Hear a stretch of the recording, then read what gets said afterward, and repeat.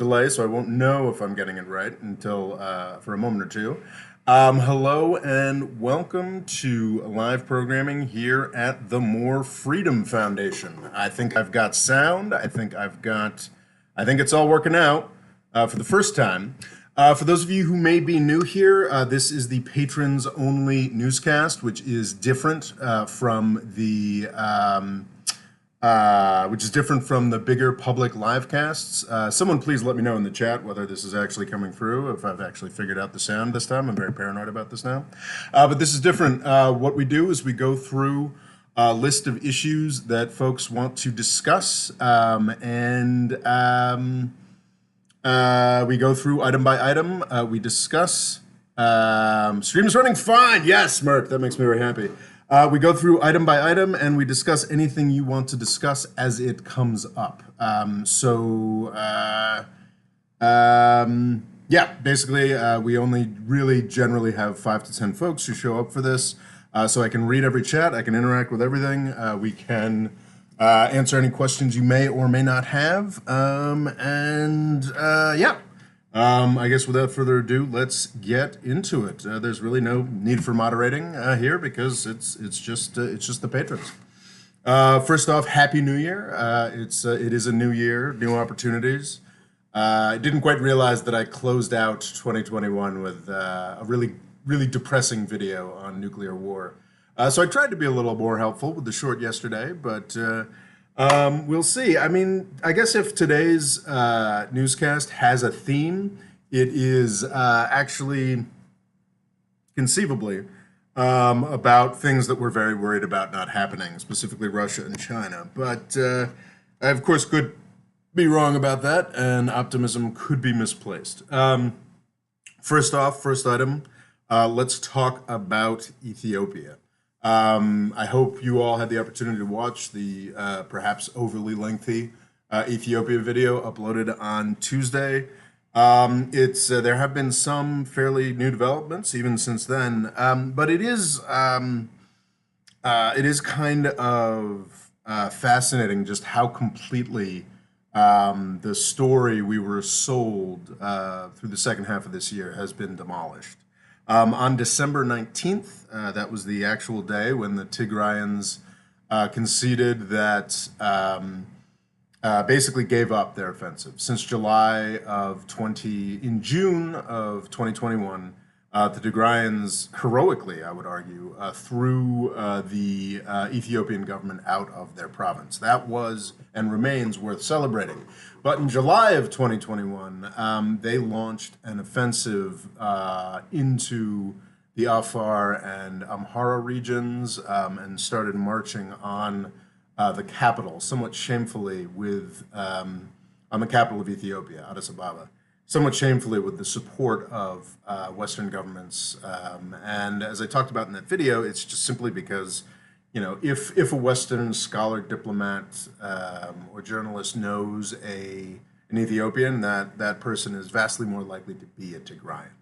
That has led to a really somewhat foolish media failure.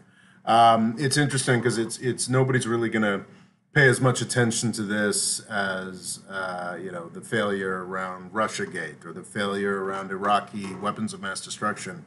But this is a really egregious failure to basically be telling everybody, and fooling some very smart analysts, basically telling everybody that, the capital's about to fall to a minority of 5% of the Ethiopian population. This is something I've been called on recently, and I should point out.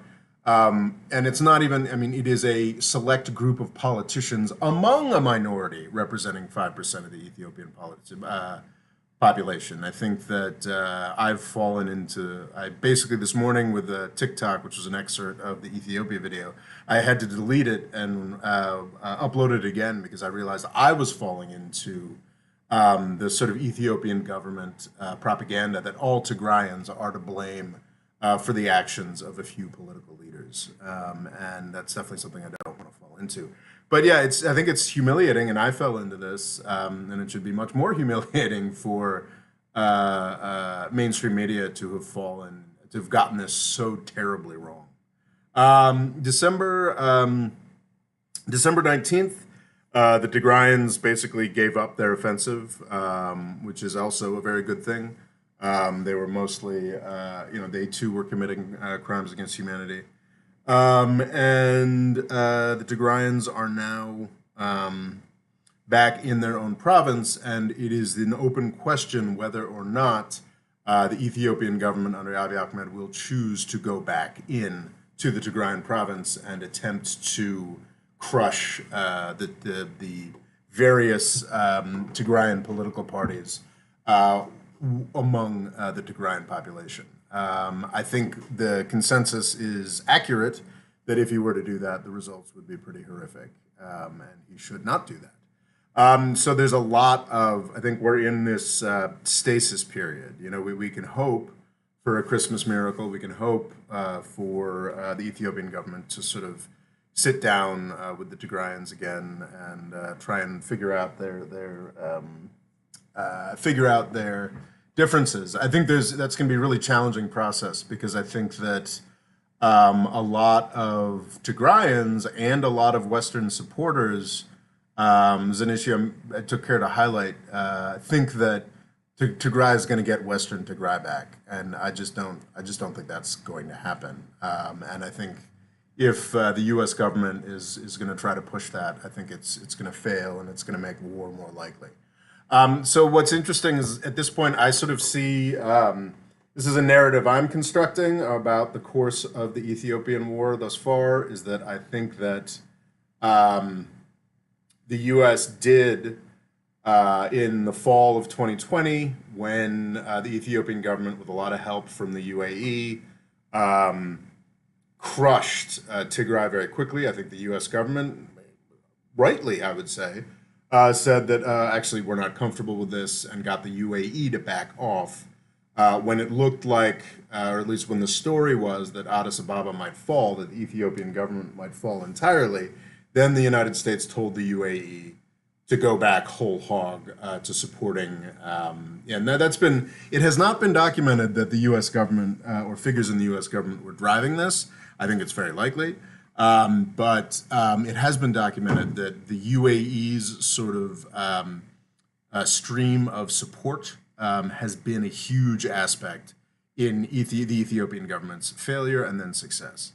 So I think what we've got right now is probably a pretty fierce negotiation between Ethiopia and the United Arab Emirates, between Ethiopia and Turkey, between Ethiopia, probably not directly with the U.S. government, Abiy Ahmed's government, though there is, of course, a diplomatic envoy, but I would think there's some fairly fierce back and forth behind the scenes, because it seems, my impression is that Abiy Ahmed would very much like to go into Tigray and crush his opponents mercilessly. But I'm not sure that the UAE is going to be allowed to do that by the United States, that the UAE is going to be allowed to support that. And I mean, the UAE can probably look at that and be like, remember the UAE famously abandoned Saudi Arabia in Yemen because they realized, oh, wait, this is a public relations nightmare and it's also very unsuccessful. I think that as frustrating as it must be for Abiy Ahmed, for the Ethiopian government, like some degree of autonomy for Tigray, after slicing away Western Tigray probably as a consolation prize, I think is probably the most likely result here. And hopefully, building towards peace over time. Well, I think that's that's hopefully where we will get, and that will be somewhat dissatisfying to Abiy Ahmed and his the ruling ideology that he's trying to put together. So I was somewhat disappointed to see, though who knows what the negotiations indicate. On January 1st, there was not sanctions put on the Ethiopian government, but the Ethiopian government was booted out of a program called the African Growth and Opportunities Act. It's basically a reduced tariff situation between the United States and certain African countries, though it is explicitly tied to making progress. towards democracy or our version of democracy. I think Mali and Guinea, both countries that have experienced coups over the past year, were booted from the program, plausibly, appropriately. I'm not sure about the timing of booting Ethiopia at this point. Not sure if it made more sense to hold on to that as a threat to keep Abiy Ahmed out of Tigray. But I mean, I suppose there's no question that there have been crimes against humanity that some could describe as even genocidal that have occurred in Ethiopia. So we probably shouldn't be giving them preferred access to U.S. markets through the African Growth and Opportunities Act. I don't feel particularly strong about that one way or the other, but I think it was definitely worth marking. That was yesterday on January 1st. Ethiopia, Mali, and Guinea were kicked out of that. Do we have anything we want to say about Ethiopia? Getting your chat stream with sound is okay. Stream is just fine. Happy New Year. If Abiy Ahmed ends the war quickly and ends it in peace, he will go down in history as the greatest president in Ethiopian history. I mean, debatably. Isn't he a prime minister? I mean, there just aren't a lot of presidents. I mean, there are actually. I think even under Haile Selassie, there were something like prime ministers. But yeah, I mean, it's honestly, I'd say. I mean, I can't remember what Mengistu's actual title was. If he was like just a party secretary or something like that. But Abiy Ahmed. There really have only been three Ethiopian prime ministers, and I think that at least under the current system, though debatably Abiy Ahmed has formed a new system, so it's not that hard to be the best of the prime minister. Maybe I'm regurgitating too much Alex de Waal here, but he's a guy who writes a lot on Ethiopia. I've read a number of his books. I mean, Meles Zenawi seems like he was a really impressive guy. This is the TPLF leader that became the Ethiopian prime minister from 1991 until his death until 2012. Sounds like a really impressive guy. I think with Abiy Ahmed, I think that this war, whether the TPLF started it or not, is an outgrowth of his policies. The choice to abandon the ethnic federalism of the Ethiopian constitution and the EPRDF framework that was running the country. I almost wonder if it might have been better if he had held on to the EPRDF and just privileged the Oromos for another decade or two. That might have kept the place quiet and growing economically. Abiy Ahmed stopping the war that he started would be a very good thing, but I don't know if I'd go so far as to say, a great Ethiopian prime minister, what have you. Do the Tigrayans have external allies? Well, that's a great question, Loga. That is the question, because it's sort of, I think it's very clear to me that Tigrayans have networks, they have connections, they have privileges that are very built up over 30 years that are very valuable to them. The head of the WHO is a Tigrayan. Actually, not just a Tigrayan, but a member of the TPLF. And the question, and now everybody commenting, the Ethiopia videos are doing very, very well on TikTok, and half the people commenting there believe that the Tigrayans are a U.S. plot, and I see no support for that. I think we were talking about. In the chat, in the Discord chat. Logo, if you'd like to drop a Discord link in the chat here. In the Discord chat, I think we were talking about how I would find it very credible that the Egyptian government somehow worked to make this happen, whether it was by supporting the TPLF or otherwise screwing with Abiy Ahmed. I would believe that. But I haven't seen any evidence of that. I haven't seen anybody describe the mechanism through which that would have worked. And also, it's important to point out, just physically, Tigray is very isolated. The Western Tigray issue But when at the very beginning of the war, when the Eritreans, the Ethiopians, and the Amhara militias took Western Tigray, this is in November of 2020, they cut Tigray off from any outside support. Tigray is now bordered by the Afar and Amhara regions of Ethiopia and Eritrea, which is a country that is very much trying to destroy them. So exactly how that would work, I think it's this idea that the TPLF is completely outside supported is weirdly, I think a problem for a lot of outside analysis of Ethiopia is that it doesn't acknowledge how powerful the Tigrayans were and how they were able to warp Ethiopia. How powerful certain Tigrayan politicians were and how capable they were of warping the Ethiopian system to their benefit over the past 30 years. So that's a really important thing that enemies of the Ethiopian government need to acknowledge, but supporters of the Ethiopian government need to acknowledge that as well. Like the TPLF or the Tigrayan Defense Forces or whatever this collections of politicians were, didn't need like sinister CIA support to be a very powerful, intimidating actor. They ran the country for 30 years. They built up a lot of resources. Like it is not, it seems less likely to me that like it is a CIA or Egyptian plot than that, the TPLF was simply a very powerful actor and it had resources and it acted to make good use of those resources.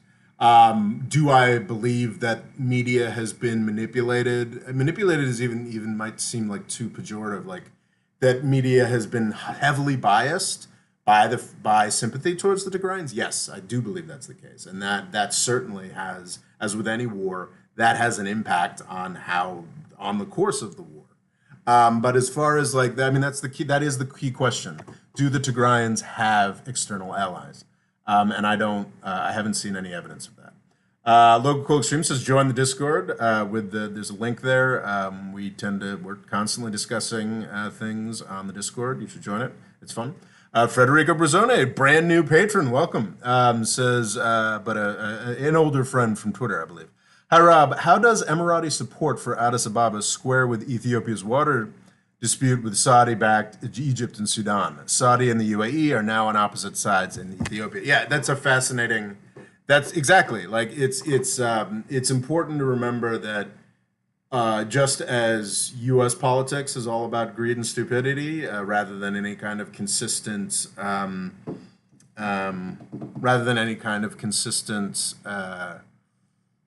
greed and stupidity rather than any kind of like really consistent foreign policy. Like it's also the case with the UAE and Saudi Arabia. I mean, with exceptions, there are consistent interests, there are consistent goals of these countries. Certainly more serious and consistent goals for places like Saudi Arabia and the UAE, which are places that are have legitimate real security concerns, unlike the United States. As in, like, you could see these places, I do see these places as in existential danger over the next decade. They have, but they also just, like to be involved and like to exert power and like to feel like a big deal. So 100%. There is a real conflict there with like, the Egyptians. And that's one of the reasons why I don't see any real evidence for Egyptian support for the TPLF. It's like, well, if the Egyptians have an interest in the failures of the Ethiopian government, then why is the UAE propping it up? However, like that is a very valid question and one that I have asked myself. But also, just because the UAE is propping up a embattled Ethiopian prime minister doesn't necessarily mean that that's inimical to Egyptian interests, because getting the UAE, and I wouldn't be surprised if this conversation has happened between Sisi of Egypt and whoever the functionary he talks to in the UAE is, wait, why are you propping up the Ethiopian government? It's like, oh no, I'm not propping up the Ethiopian government. I am getting a say in what the Ethiopian government does. So maybe the UAE is telling Egypt, well, I'll get the dam filled more slowly for you guys because I'm in control. But yeah, I think that is a phenomenal question, and it is. There was this great article. I almost tempted to buy the book, but it's an academic book. It's $160. I'm not going to do that. But there's a kind of a guy I kind of find vaguely annoying right wing guy. I disagree with him on some things, but he wrote this amazing Substack over the past week or so, introducing his book, talking about how he's a right wing guy, and what's great about this Substack is it is finally a right wing guy applying the same skepticism and dislike that they usually apply to most agencies of the U.S. government to the Pentagon. And to U.S. foreign policy. Because one of the most irritating things is, I think there is some value in the extreme skepticism of the critique of like sort of the public choice, libertarian, Reaganite, what have you, school. I think it's been taken way too far, of course, but it is an interesting way of looking at government operations, talking about regulatory capture, that sort of thing, talking about how interest groups control everything. But what was so phenomenal about this Substack by this guy, Richard Henrania or something, is that it actually sort of looked into, just looked at the Pentagon and was just sort of like, wait a second, like this is all a bunch of, like, basically pointing out the United States does not have a foreign policy. It has a number of interest groups, defense contractors, various lobbies for various countries that make exert leverage on the governing apparatus. There's no real harmonized policy here. It's just folks who just want to be involved. And I think one of the great virtues or one of the great ways that Ethiopia has so far lucked out is that there really aren't U.S. interests that are seriously concerned in Ethiopia. Like you really do have. I think it is a insignificant enough thing to the United States that it could still be driven by just State Department folks being like, oh, I'm kind of worried about my Tigray buddies, or oh gosh, it looks like the government might fall. It's just sort of more high-minded or mostly just absent approaches to that. Of course, the danger with that is that if we allow the place to, if we become completely disinterested, as we did in Libya, then the place becomes a football between regional and global interests to the extreme detriment. I think Ethiopia is likely, hopefully, will do a little bit better than Libya did because we haven't completely wiped out the governing structure as we did in Libya. So it seems like the Ethiopians, and it's almost like Ethiopia has too powerful governing elements. You've got two powerful governments, the last one and the current one, duking it out. Whereas in Libya, it's just a sort of a mess of militias. But yeah, I think they are kind of similar in that respect. I see Fadel said something. I wonder if I'm already saying what he's saying. But like there is there are some parallels between Libya and Ethiopia from the perspective of just the general lack of U.S. interest, but I think that the facts on the ground are obviously tremendously different. Libya is what, 4 to 6 million, and Ethiopia is 110, 115 million, obviously very different places. Fadel says Tigray needs access to Sudan to receive support from Sisi's government. Yes, exactly. I think that without Western Tigray, it's really hard to see how Tigray is getting outside support from anybody. Like we're talking like airdrops or something like that. Like it seems. Local Cool Stream is trying to get people to join the Discord server, which is great. Fadel, UAE has been a major funder of the large Egyptian.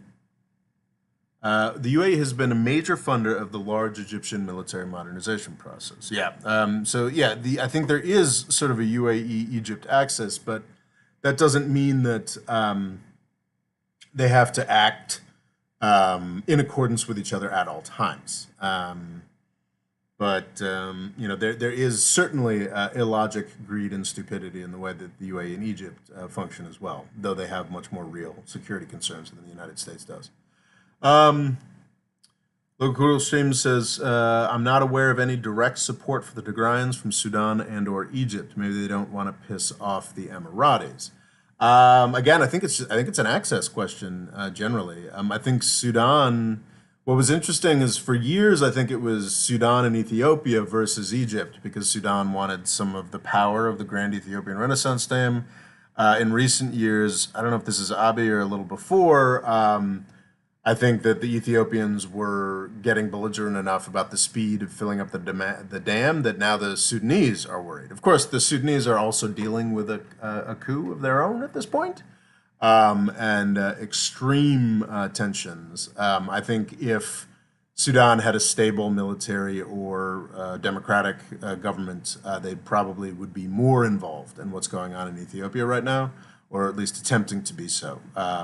The refugee crisis on their border would be more of a concern for them. But they have so much back and forth and stress at the center of their country that I just I don't think Sudan is making as much of a impact here as they might. And well, as Egypt, I mean, I need to look into this more, but Fadl emphasizes often that Egypt is in better shape than it has been in years, if not decades, and they might be chomping at the bit to get involved in this war in Ethiopia, but they are blocked not just by lack of access to Western Tigray, but also to Eastern Tigray through Western Tigray, but also a lack of a Sudanese partner, one of the largest countries in the world, between them and the ability to influence the conflict in Ethiopia.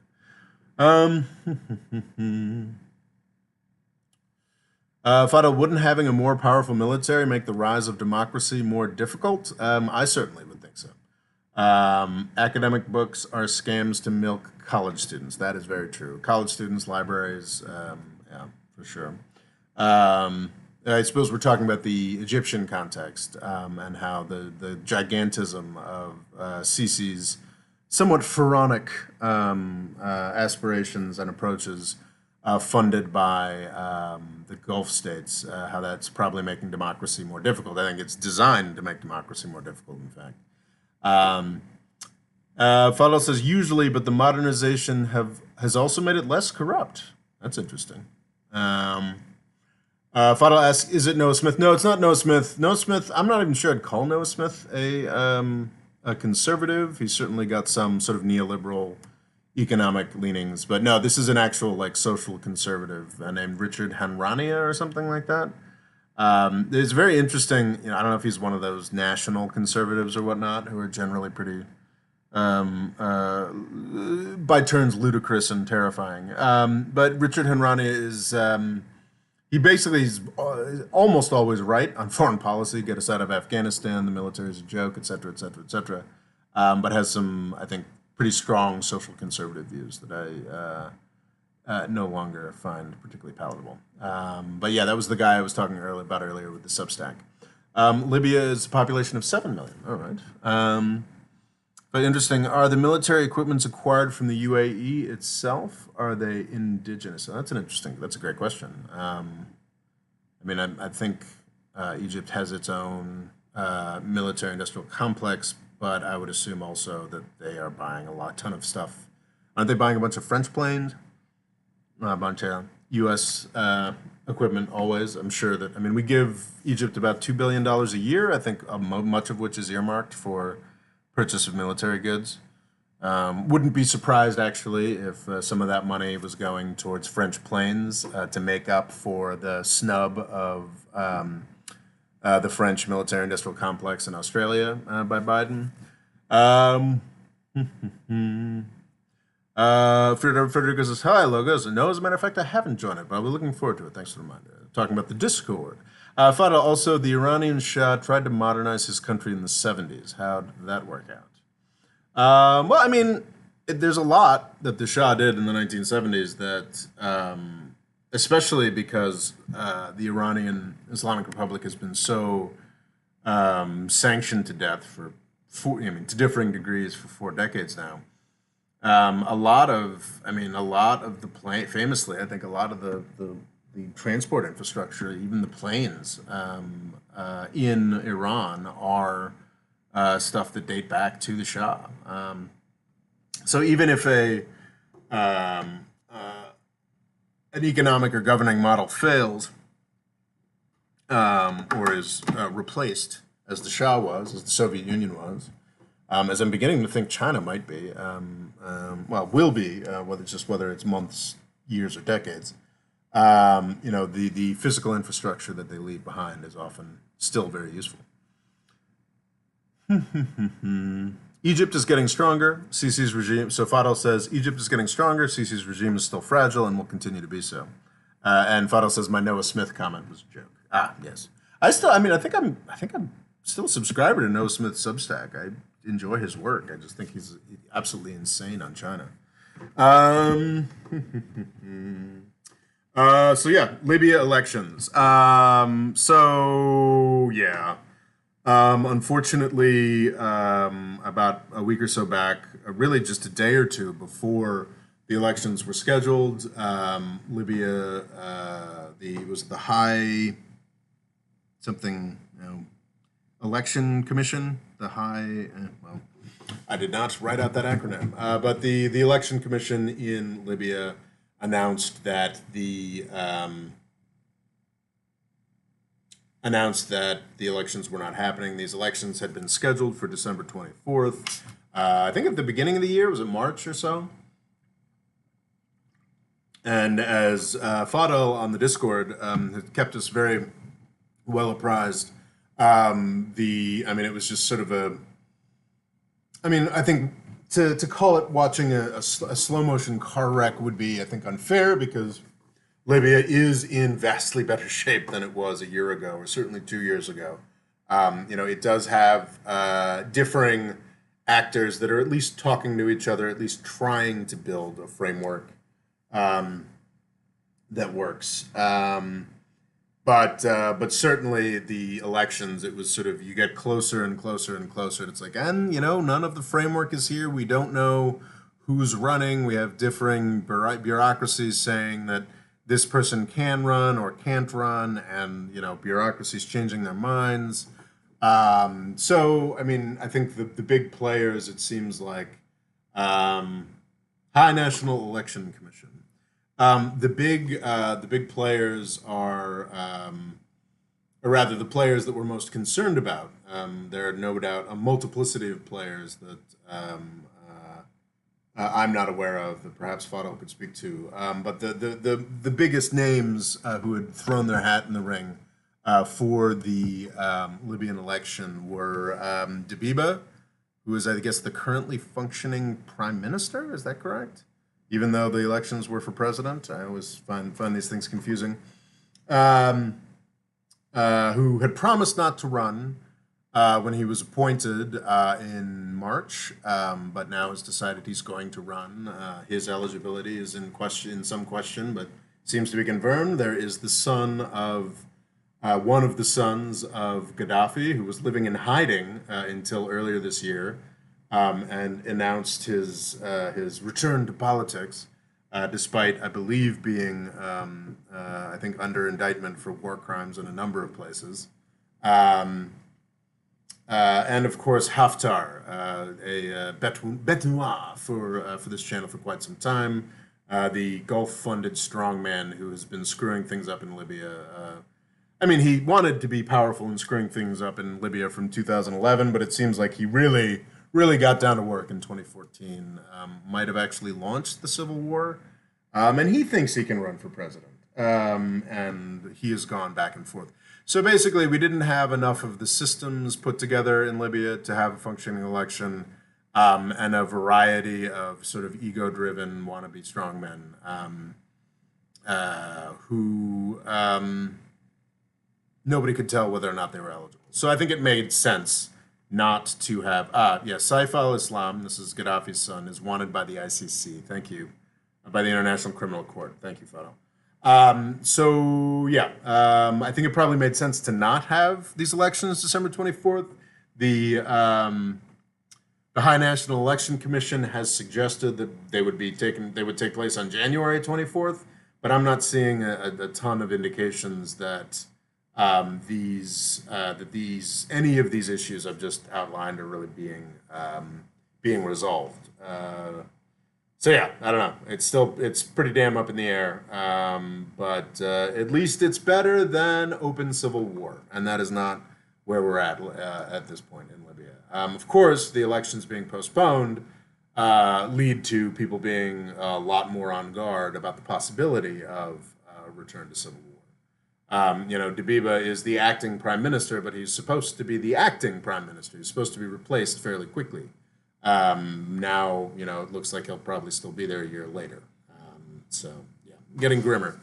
Fadel says most Egyptian equipment is imported from Russia and France. Their military-industrial complex has also improved a lot in recent years. They are now producing their own drones and missiles. Yeah, it is fascinating. Drones and missiles are so much more useful than fighter jets, and they cost a fraction of the amount of money. Like I hope we don't see, because it'll likely be the U.S. who gets to be the pincushion. But we haven't actually seen what happens when fighter jets go up against drones. But I don't think it'll be. I don't think it'll be good for the people who had invested shit tons of money in tiny little targets versus the folks who have invested not much in thousands and thousands of drones and missiles. So anyway,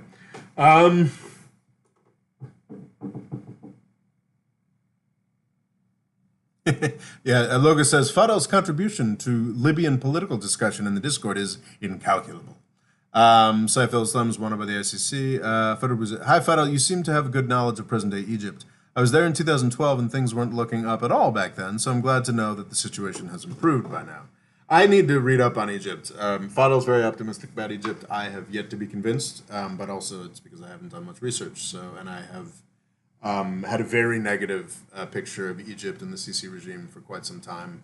I could be entirely wrong about that. I fully admit that picture comes from prejudice and lack of study, not from support, and not supported much by current research. I'll have to look into it.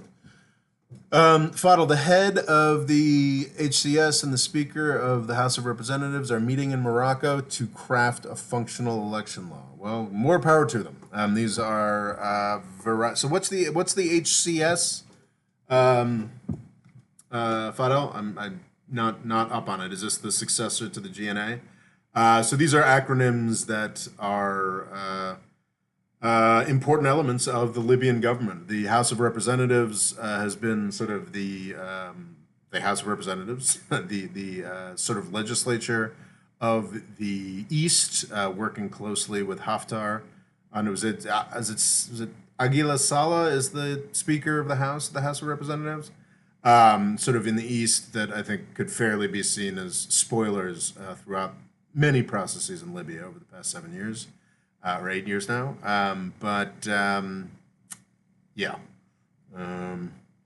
Libya. So it is a good thing that the HOR and whatever the HCS is are trying to come up with a functional election law, meeting in Morocco today, or at least this week. That is a good sign. More power to them. Let's talk about JCPOA impotence, talking about the Iran issues. It's just incredibly frustrating. I think there's a good summing up in that podcast I linked in the description. Just how thoroughly Biden has screwed the pooch here. It's just insane. We have incredibly abused the Iranian government and the Iranian people, and Biden still seems to think that, they'll give us a better deal. It is such delusion. It is such, the best, one of the best, the best, or at least most one-sided arms limitation agreement in human history. The U.S. just threw it away under Trump, and Biden on day one could have walked back into it. He decided to listen to the same assholes who convinced Trump to throw out the deal, and dithered all year. Yeah. Now, they've got a much more, quite rightly, a much more hardline government in Iran because we absolutely screwed over the moderates in Iran by blowing up the deal. And yeah, it's just tremendously sad and tremendously stupid. And I mean, the Trump administration was run by belligerent assholes.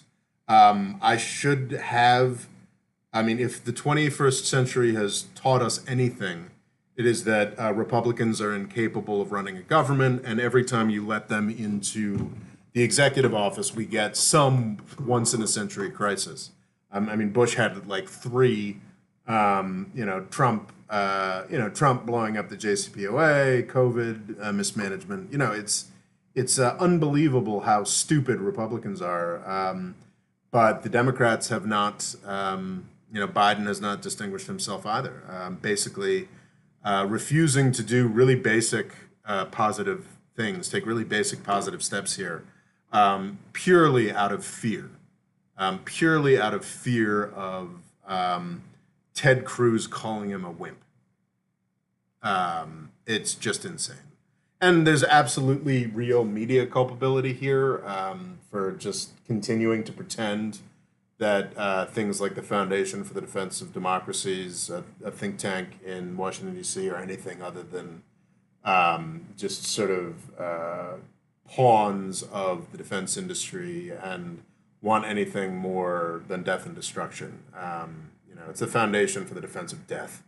And the foundation that's probably going to end up being one of the main fathers of the Iranian nuclear bomb. So yeah, anyway, I find the whole thing really depressing. It's just, I think that we've had, continued or renewed discussions of the JCPOA. I think what's changed a lot in the past month or so in the U.S. is that people have begun to acknowledge what folks like me have been saying all along, like what a great deal the Iran nuclear deal was. But there's no, I mean, it's still there. It's still present. I think folks are getting really hung up on Biden can't guarantee that it's gonna, Biden can't guarantee that the Republicans aren't going to throw it out. But what's really important is that and I made the video about this. It's just 3 years. It could have been 4 years of Biden. It could still be 3 full years before there's a Republican in power. And if you actually start the process of getting back into the JCPOA, letting some sanctions fall, letting Western business into Iran, 3 years later, things could be far enough along and we could be close enough to peace in the region that it's impossible for a probably saner Republican than Trump to throw out this deal. And I think that's, of course, exactly what Washington, D.C. is struggling against. It's just, when the JCPOA came into effect at the beginning of 2016, every Republican was already on the campaign path saying it's dead as soon as we get into office. So the JCPOA, while it was in effect, sanctions were nominally down. And yes, Iran got to sell a lot more oil between the fall of 2016 and the beginning of 2018. The beginning of 2016 and the beginning of 2018. None of the knock-on effects happened. There were no positive benefits for the Iranian people and the Iranian economy. They were not. They signed deals with Boeing and Airbus, or at least MOUs, to finally get their airplane parts or what have you. But international business was too paranoid, rightly, about what the Republicans might do when they came to power, that it just never became involved. And it's a goddamn shame. So anyway, yeah, JCPOA, just incredibly depressing. But I felt it was worth mentioning again. Makes me so sad. The HCS is the upper chamber. The HOR is the lower chamber. And yes, Saleh is the speaker of the HOR. Egypt buys fighter jets and develops drones. Now they are mostly focusing on expanding and modernizing their submarine fleet. It's interesting. Um, I mean, submarines are useful. Federico Bruzone says, yes, it's kind of problematic when you have a two-party system like in the U.S., and one of the two parties is considerably more incompetent than the other. Yeah, I mean, the Republicans are jokes, but the Democrats just want the status quo and to continue to be rich. They are less likely to produce once in a century crises the way the Republicans do every time they're in power. But yeah, they're not much better, and it makes me sad. And this JCPOA thing is a great indication of that, just how not better they are. Next up, I wanted to talk about Ukraine. I do believe, maybe I'm just falling again for the boys who cry wolf, but the point of the parallel, I've said this before, but the point of the old parable of the boy who cried wolf, and then people stopped listening to him, and then the wolf ate him eventually, is that the wolf does eventually come, and I think that Russia has been backed so far into a corner by U.S. Actions, U.S. approaches, that I was playing with the idea of doing this as a short. Everybody loves 1938 parallels, and oh, we shouldn't appease Putin. If we appease Putin, it'll be like appeasing Hitler. It's like, actually there is that parallel actually is appropriate. Of course, it's not Putin that's the Nazis. It's us. I think at a certain point, and you can see this in China as well. At a certain point, the Chinese or the Russians have to stop, decide to stop appeasing the U.S.'s just insane balls out aggression over the past couple decades. What made Hitler so scary was that he had conquered multiple countries. Who's conquered multiple countries over the past 2 decades? The U.S. or Russia and China? Anyway, sort of falling off anywhere. But yeah, no, I do believe, I think that it's tempting to look at Russia and Ukraine, as I think some reporting indicates that many Ukrainians do, and say, nothing's going to ever happen. We whine about this every 6 months. That's tempting, but that doesn't mean that it isn't actually going to happen one of these days. What's really interesting, and perhaps this is falling too far into the DC hype, but it is interesting that if Russia really is planning on doing something this winter, and I think that is credible because I do see Russia as in a position with fossil fuels in particular, where they really are in danger of losing their ability to blackmail Europe with fossil fuel stuff, or just have the money to attempt something like this, support their military to this extent. So yeah, I think it is a possibility that Russia would go into Ukraine this winter, but that possibility, and this is what I want to talk about, that possibility goes down dramatically if it's warm that week in Europe, which is just kind of fascinating. This fall, famously, natural gas prices in Europe have been absolutely skyrocketing. And I would even argue that if they hadn't been skyrocketing, maybe Putin wouldn't have been. He had put some forces in place, I guess, last March or April. But would he have doubled down this winter? Would he have been making ultimatums as he has? If natural gas prices hadn't been spiking, I think that's a really interesting question. And I don't think they are. In the U.S., it is super warm. I went and got my drink this morning in shorts in New York City on January 2nd. That is not normal. And I believe that there were some cold periods, but I think Europe right now is experiencing a really warm week. And that means that natural gas futures plummet. I think while natural gas prices in Europe are still very high, They've gone from sort of like, 50%, they've gone from, 500% higher than normal to just, double the normal price, 100% higher than normal. And I think seeing something like that, and it's not just because the weather's warmer, it's because the US has been sending tons of natural gas to Europe. Europe has been paying a little bit more for cargoes and getting them to turn around from Asia and come to Europe. Some factories have been slowed down or shut down. So you've actually got now you've got much more normal looking natural gas prices, and I think that really does impact Russia's willingness to launch an invasion of Ukraine, because Europe is much more likely to have to be defiant about that if they've got all the natural gas they need. The natural gas weapon turns around in that sort of situation. What if Germany just decides they have enough natural gas, they can just do a sort of austerity thing for a minute or two, for a month or two, and just stop buying from Russia. I think that would make a tremendous difference.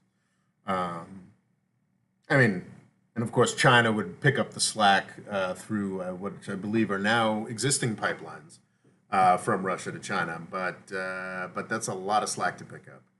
I just don't know. So yeah, that's what I want to say about Russia and gas. The U.S. have broken 2 nuclear deals this century: the Libya nuclear deal and the 3, Fadl.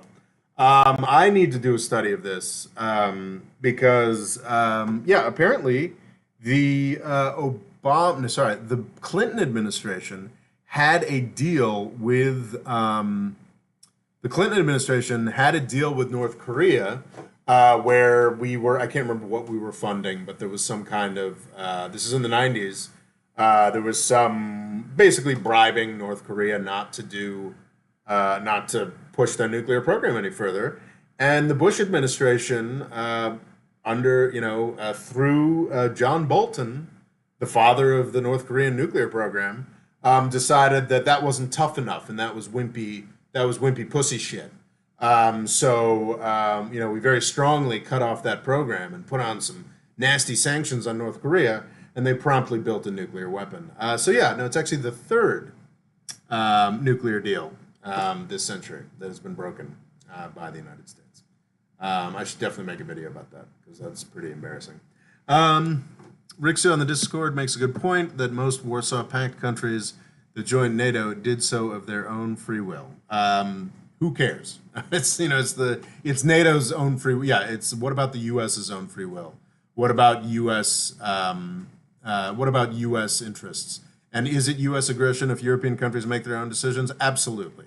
The exact same question is, well, the Crimeans voted for Russian control of their own free will, and the Donetsk and Luhansk republics in Ukraine, they want freedom under their own free will.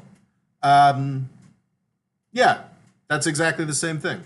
We can talk about the free will of pawns all we want, and I'm sorry to be so minimizing about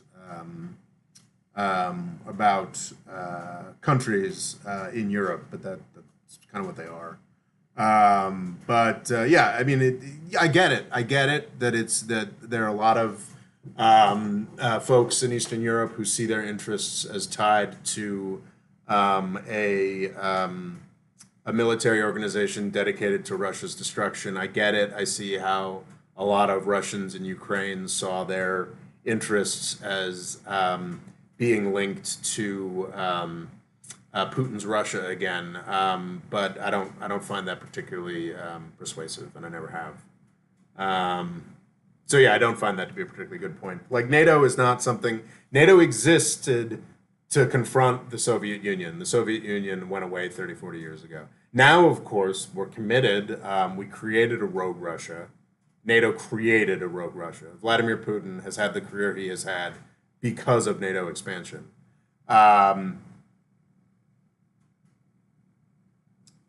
What was I saying? I lost the thread there a little bit.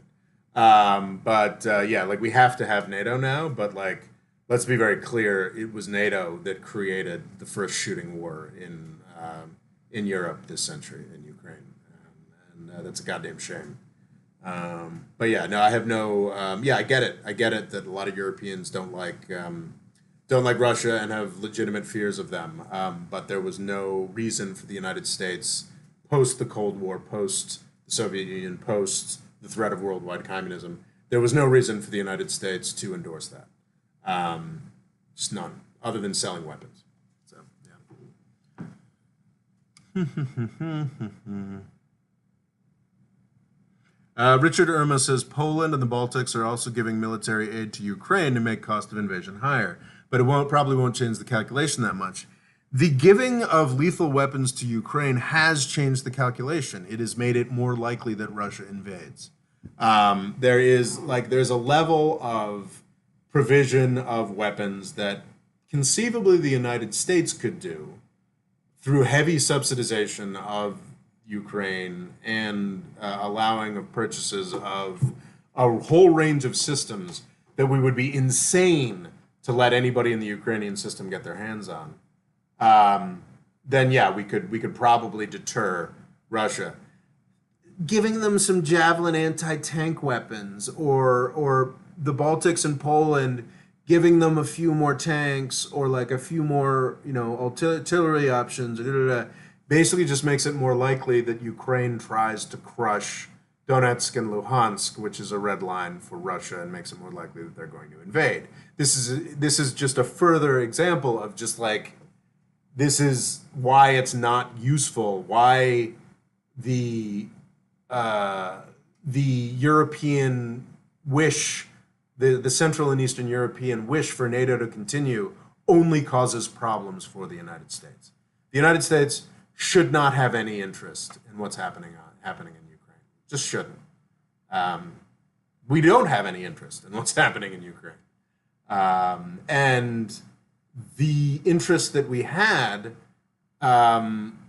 this half-assed interest where we're sort of dragged around by a bunch of small Central Eastern European countries, is the reason why Ukraine has a shooting war with 10,000 people, is the reason why Ukraine is now divided. So yeah, it's been an extraordinarily stupid thing all around.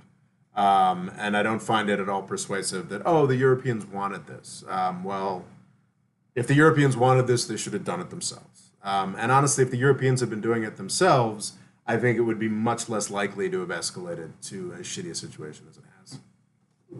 My take. Frederica Brazone, in my honest opinion, much of the fuss about Ukraine is about preventing the Nord Stream 2 pipeline, which was finished last September, from operating, i.e. Ghosts of German-Russian economic cooperation. Yeah, I mean, to some extent, yeah, the threats to Nord Stream, which of course make, a lot of people are like, we should deter Russia from invading Ukraine by blocking the Nord Stream 2 pipeline, which seems kind of insane. It's like actually like blocking the Nord Stream 2 pipeline is the threat that might keep Russia from invading Ukraine. If you block the Nord Stream 2 pipeline before Russia has invaded, then you incentivize a Russian invasion. It's just like a lot of really basic like kindergarten stuff, like that, like foreign policy that everyone just sort of forgets when it comes to foreign policy. Like I think it's emphasized a lot on Twitter. I think it was some famous political scientist who emphasized this, Jervis or something. But it's just like you have to understand that people other than the United States have interests. It's not even just the United States and its allies, because I don't think we really understand the interests of most of our allies either. I think U.S. support for Israel is one of the greatest dangers to Israel, frankly, because we've encouraged the destruction of the entire region, which is, likely to 20 years from now yield, 50 Hezbollahs, not any kind of positive result for Israel. We are incapable when it comes to foreign policy. Everybody just gets dumber.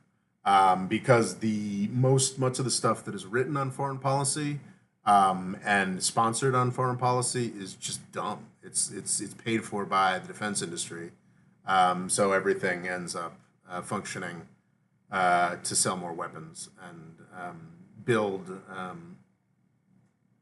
more defense industry stuff. So I find it unpleasant. Let's see. Sadr is about to announce the new government, which will include a Kurdish party and a Sunni party. Well, that's interesting. Fadel's talking about Iraq. There again, I just don't cover Iraq enough. It is fascinating. Muqtada al-Sadr, did I pronounce that anywhere near appropriately? Was famous in the United States for the Sadr army. We murdered one of the most powerful people in Iran last January because he had sort of somewhat subsidized Muqtada al-Sadr's Sadr army to kill U.S. soldiers. But Sadr has fallen out with the Iranians to a degree and appears to be a legitimate Iraqi nationalist and is more interested in getting everybody out of Iraq than he is in becoming an Iranian stooge. So he's not just not getting drone striked by the United States, he's actually now seen as someone we want to protect and foster because he serves the U.S. interest of getting Iran out of Iraq. And he, it seems like parties allied to him did fairly well. In the Iraqi elections, the sort of pro-Iran militias did very poorly. It's a weird feeling. It's there's weird optimism about what's happening in Iraq right now. Probably not too much optimism, but it does seem like movement. I saw something. Fadel studies this more. Maybe you can tell me if this is wrong or right. But I saw something recently that would say that this would actually be the first non-grand coalition government in Iraq. So basically every government since the first election, what was that, 2004 or 5, in Iraq has been some incredibly unwieldy coalition that includes everybody and doesn't actually have any any incentive to change anything, whereas this seems like after this election, Iraq might have sort of real politics where there was an election with a winner and a loser and an agenda that might be pursued by the winner. Again, I don't know enough about Iraq, but it is fascinating what's happening there. And I would encourage you all to learn more about it and teach me more about it because I just don't, I still don't get it. Federico Bruzone, Merkel had vetoed the export of lethal weapons to Ukraine, but the new Merkel had vetoed the export of lethal weapons to Ukraine, but the new foreign minister of the Greens reversed that decision. No wonder Merkel's CDU party are calling the Greens pawns of the United States. That makes sense. And it's really irritating how, like, during the Obama administration, which, started the problem in Ukraine, people recognized that actually sending lethal weapons to Ukraine would be stupid because, it wasn't going to be enough to deter Russia. It was probably just going to be enough to make the Ukrainians a little too ambitious and the Russians nervous enough to invade. This was well understood during the Obama administration, even during the administration that did the coup and started the war. But when things got so thrown up in the air by the Trump presidency, and both Trump's and the everyone against Trump's attempts to weaponize Ukraine, all of a sudden, weaponize Ukraine for U.S. politics is what I'm saying. Then all of a sudden, it became lethal weapons for Javelin anti-tank stuff and other things for Ukraine turned out just fine, which of course encourages Russia to act in a more destabilizing way. It is interesting though. I mean, my instinct is like if Germany wants to give Ukraine weapons, fine. Let Germany handle the problem and the consequences. But of course, nothing that any European country takes, no action that any European country takes, is independent from the United States in any way, and that's frustrating. That's because we are still incredibly tied to the security interests of this continent, even though nobody even imagines a situation where Russia could threaten the United States.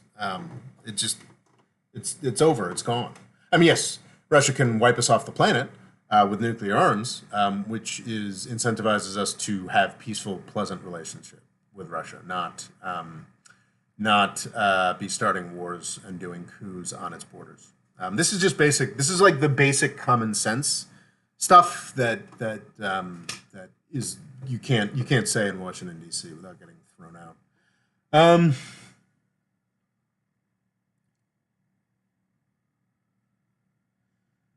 Richard Emmett, won't U.S. backing out and letting the world do its thing generate more nuclear proliferation? Vital says that sounds right. Well, it depends. What does backing out and letting the world do its thing mean? I think um, the U.S. can become more diplomatically present and more seriously diplomatically present with less military engagement. I think we've seen that. The U.S. refusing to bomb Iran after Iran blew up. Estimates saying half of Saudi Arabia's production capacity briefly in 2019. That actually launched serious peace talks between Saudi Arabia and Iran. So it depends on like should the U.S. pull out entirely? Like as I said, like we can't at this point abandon NATO. What we absolutely should do is stop expanding NATO and commit to no longer expanding NATO. The just understood fact that EU accession and NATO accession are connected somehow. Why? They shouldn't be. I think we should, get the rest of the Balkans into the EU and not into NATO. But we can't abandon NATO at this point. Obviously, we can't abandon our position in North Korea or Japan right now. Obviously, but what we can do, like we've established, like like there is some of this this logic that in the JCPOA was really faulty and idiotic, and has cost us, I think, the JCPOA. There's some approach there that's like there's some sorry the JCPOA. There's this idea, well, Trump was crazy and abusive.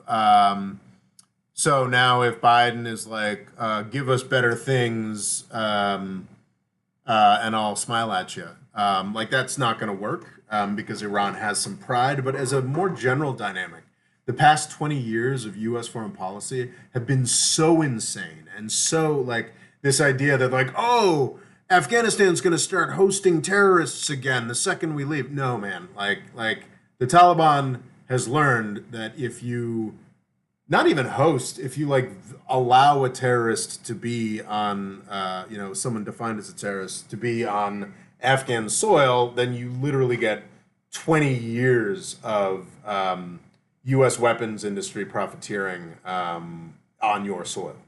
I think we have demonstrated all of the deterrent capability and viciousness and violence that we are capable of over the past 20 years. If we simply just stop invading and destroying places and step back, we don't have to abandon us. We don't even have to close any military bases. We just have to stop expanding. We just have to stop killing people. We have to stop murdering children. If the U.S. could just stop murdering children for a fucking year and focus on diplomacy, then yeah, I think we could see a lot of really positive effects. But we just really like murdering children. Sorry, that's just what we do. So yeah, I think there's no question, and I think the Biden administration has failed to really capitalize on any of that. I mean, we look to be just as close to war with Iran as we were. I mean, no, there were some really insane moments under Trump where it looked like war with Iran was actually happening. But we're still pretty close to it under Biden. We're still as close. We're still providing the same ultimatums and the same submit or die approach to Russia and China. It's just real dumb. Fado says that his "That Sounds Right" was about your comments on Sadr and his future government, not on Richard Irma's talk about U.S. backing away, which it's just not doing. Like, the U.S. is not backing away in any serious way anywhere. If you think about it, the closest the U.S. had come to being an existential threat was the War of 1812. Yeah, exactly. Yeah. And even then, despite the capital being burnt down by the Canadians and the British, uh, they couldn't really do much about the interior. Even by the War of 1812, like, the ship had sailed and the British couldn't really crush us. But yeah, we did get our capital burned down. Thought I'd share some good news in that Biden has kind of ended the drone war. Yes, I think that's true. That is really good news. And I think that is actually an example of what I was just talking about, of like actually truly stepping back. We didn't talk about the drone war much during the Trump administration because, Trump being Trump was enough news. But he dramatically stepped up Obama's bloody, merciless drone war. Everywhere, dropping more bombs, killing more people, murdering more children everywhere. Afghanistan, Yemen, Somalia, throughout the Sahel, stuff we never even heard about. There's no reporting on. And it does seem that Biden has really dramatically slowed that down. And that's fantastic, but it's not something he's announcing. It's not something we're like, all right, we're taking a pause, which would be great. Let's just figure out what's going on, which would be great. It's not a policy. It's not something that can be used diplomatically. It's not like, okay, we're stopping the war on terror. It's like a sort of quiet backdoor thing. Let's figure stuff out. And it's sort of surrendering the public discussion of things to sort of surrendering the public discussion of things to what was I trying to say? Surrendering the public discussion of the drone war to the defense companies. And as soon as something happens, maybe it'll be a terror attack, maybe it'll be something that Iran does, or something that happens in Syria or Afghanistan or what have you, that can be sold as like the new Islamic State, that can be sold as this new scary thing we have to do something about. The positive aspects of Biden dialing down the drone war won't even be something that people knew about. So I don't know. Like, I think that is true. I think that is something I need to read up more on, but I think is definitely something that's true, that Biden has dramatically slowed down the pace of murder. Not just in Afghanistan, but everywhere. But also that people are trying desperately to get that going again. I saw something this week talking about how desperate the DoD and the Defense Department and the weapons contractors, everyone in the Defense Department will eventually go work for, how desperate they are to start bombing Afghanistan again, to bomb the Islamic State nominally. But of course, once they start bombing the Islamic State, maybe they'll decide they have to bomb, the Taliban as well, which would be, yes, a renewal of the war with the Taliban, which would make the Taliban entirely justified in supporting terrorist attacks against the United States. Not that I think they would. I think they probably had figured out that would not be, hasn't worked out well for them over the past 20 years, but it is something that they're willing to do. Would be not willing to do, but would be justified in doing. Federico Bruzone says the War of 1812 was clumsily started by the U.S. You guys were lucky that the Brits were not in a Boer War mood. But also the Boer War was very different. I mean, the Boer War was South Africa in the 1900s. It was also at the peak of British power, where they really had 500,000. They sent 500,000 troops into South Africa. And the reason they did that was because it was about control of gold resources. That made a lot of sense. And if you just look at the population numbers, I believe if you look at the population numbers of South Africa at the time, they were probably smaller than the U.S. in the circa 1812. And it wasn't if you were going to go about the U.S., it wasn't about controlling a few gold mines in a small region. It was about controlling farmers over a stretch of territory that was probably already the size of Western Europe. But also, we were lucky that you know the British were incredibly exhausted from fighting Napoleon for 20 years at that point. So yeah, I think your point is accurate to a degree, but I would say that even the 1812 United States was a very different problem than 1902 South Africa was for the British. Local Extreme says, I wonder why the Boer War didn't have the same sympathizers the American colonies had when the 13 colonies were more valuable to the British Empire. Well, the Boers were slavers. Like the something that they don't mention is that, and actually they did. They actually had huge sympathy. The Boers were their great trek in the 1830s was to famous in the white South African Boer mythology is the 1830s great trek into the interior of South Africa, and they basically went there to get away from the British and to get away from the British abolition of slavery. And they're just sort of somewhat contemptible, but but there was great sympathy for the Boers. There still is great sympathy for the Boers. Now, maybe not so much in Parliament, but in popular culture. We always still hear about those concentration camps that were imposed on the Boers. A lot more than we hear about, the Herero genocide or what the British did to the Kenyans in the 1950s, which was arguably just as bad.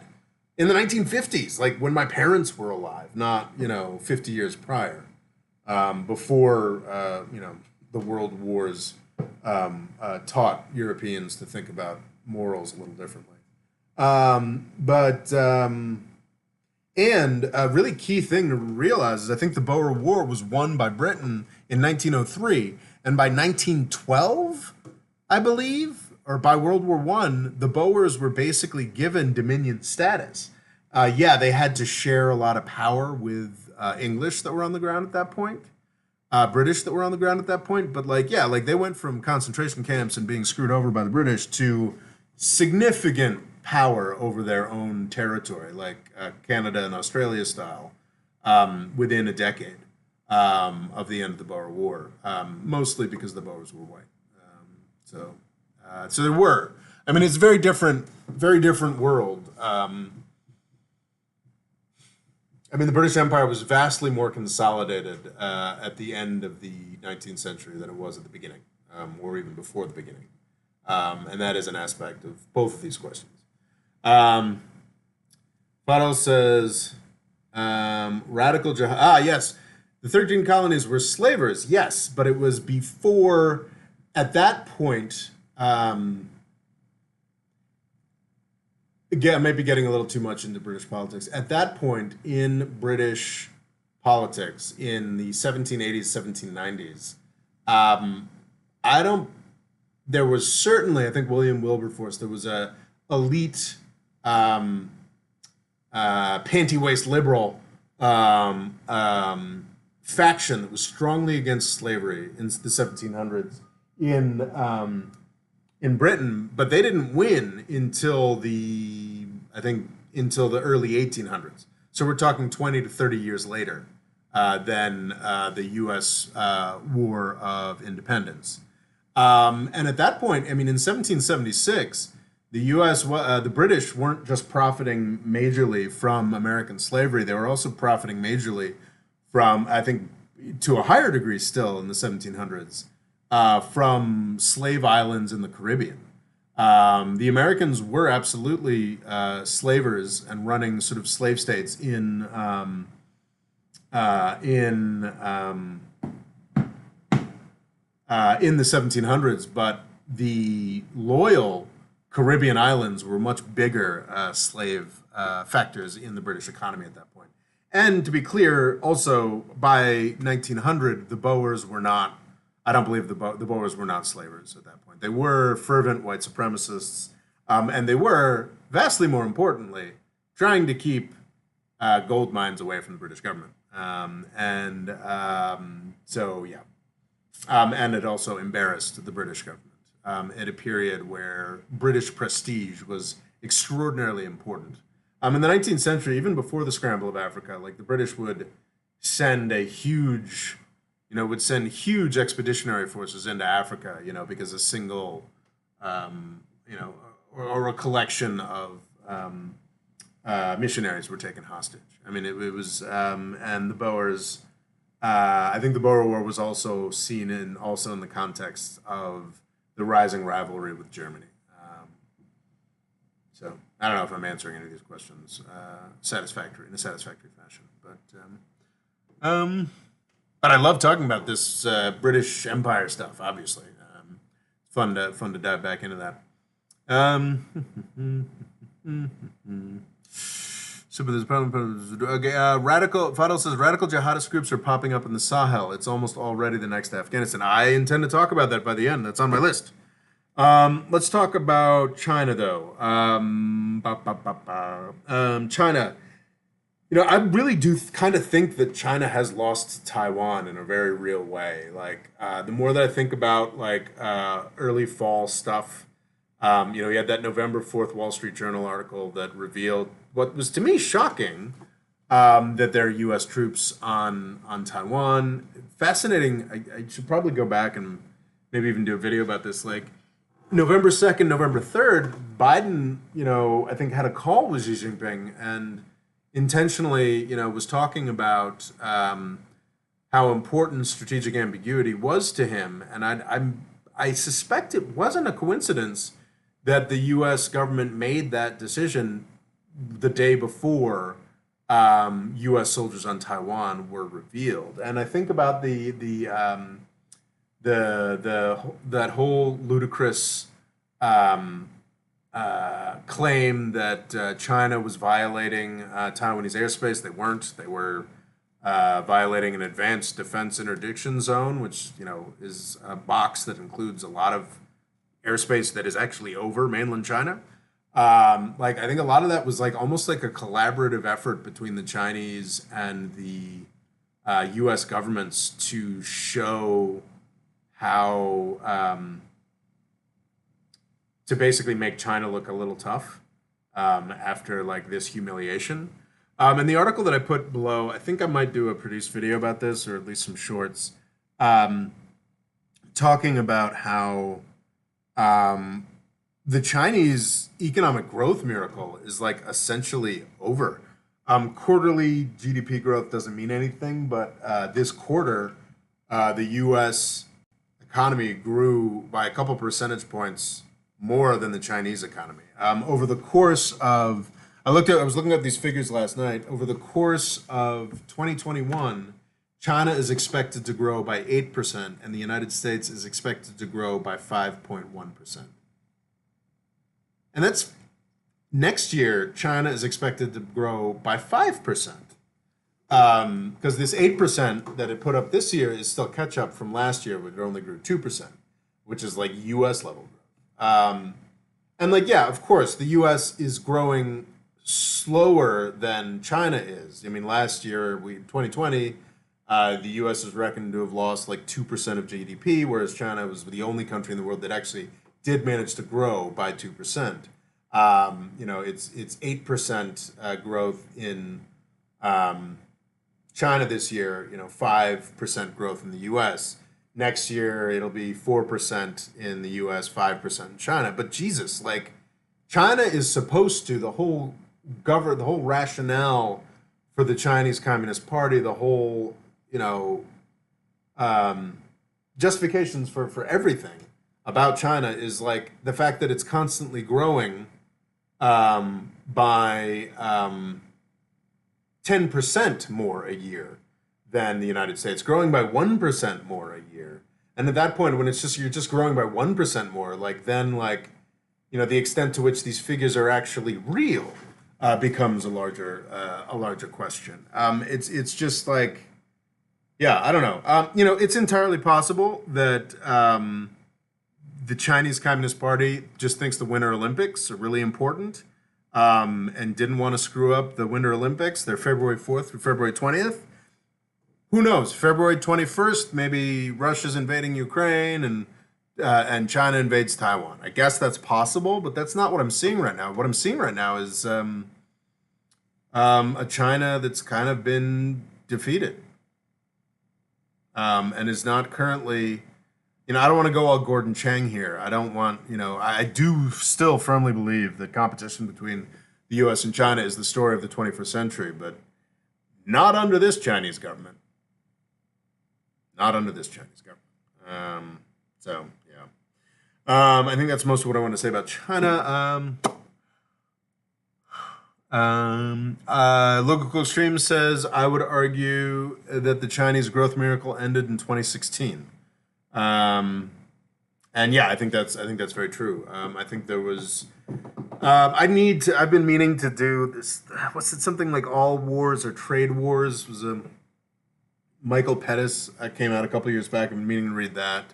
I think the problem that China is in right now is that they have a similar problem to what the U.S. is in, but much more dire. They have a few simple levers that they've been pulling, specifically their real estate market, that allow growth to happen, allow people to sort of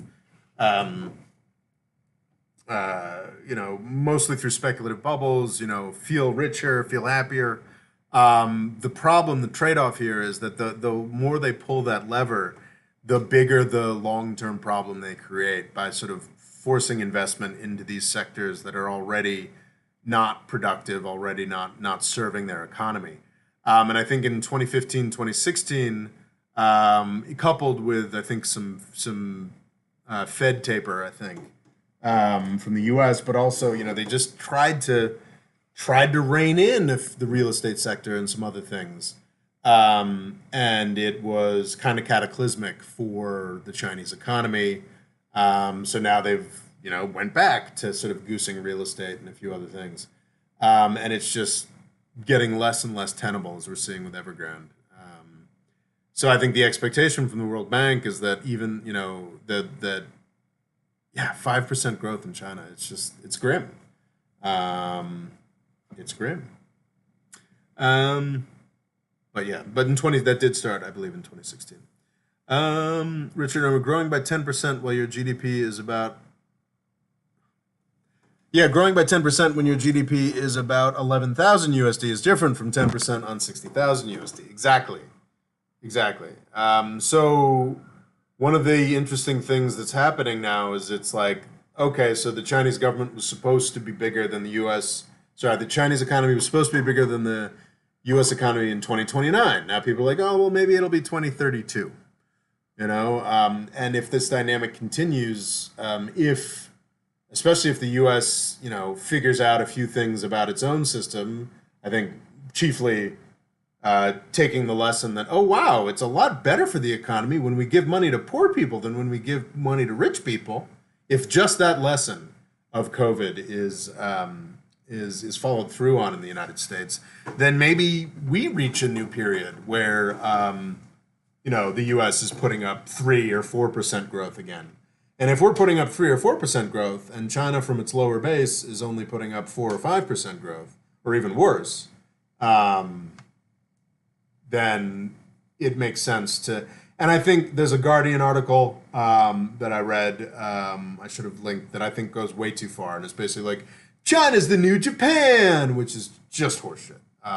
There's much more to China than because Japan famously. In the 80s, everybody thought they were going to be the number one economy and take over, and then crash spectacularly, to some extent because of deals they were forced to make with the United States. Crashed spectacularly in the 90s. I don't think that's going to happen. And I think the Guardian goes a little too far in that direction. But it's just clear that it's not growing the way it was supposed to. And I think the purchasing power parity I think according to a different way of calculating GDP, purchasing power parity, China's economy is already bigger than the U.S. economy. But what actually happens with PPP? I mean, my understanding is that sort of just generally costs go up in an economy with time. Is that something that is also going to fade away for China? So I don't know.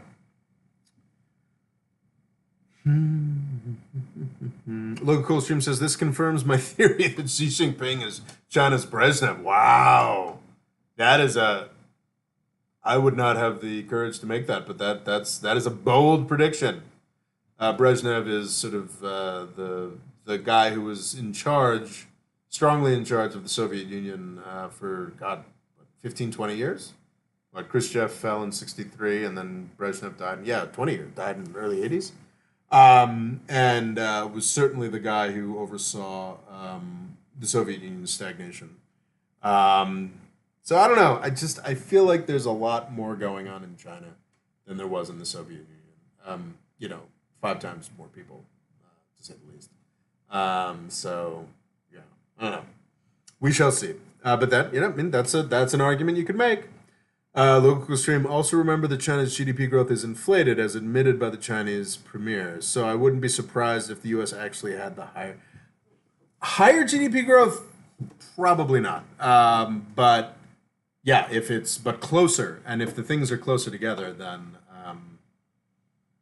yeah, again, it's China's growing from such a lower base.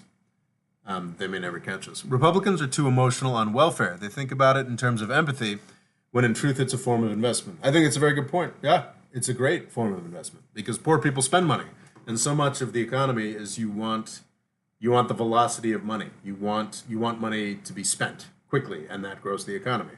And giving poor people money does that, and that's sort of what we have seen in the United States, thanks to the very generous unemployment and whatnot. So yeah. I need to learn more about this, but there were the Plaza Accords in 1985, where the sense was that Japan was unfairly keeping its currency cheaper to incentivize its exports. Japan, and I think to some degree Germany as well, agreed that they would strengthen their currency. And this strengthening of the Japanese currency created an extraordinary bubble. I was watching a fascinating video about this recently. A massive bubble in Japan that got very extreme and then popped very cataclysmically. And I think the Plaza Accords, you can Google the Plaza Accords, had a lot to do with that. Fadel says Libya was the fastest growing economy in the world in 2021. It grew by 127%. That comes from just upping oil production and resuming construction projects. Jesus. Actually, I would believe that. I mean, wow. Seriously? Huh. 127% growth in a year. That's pretty great.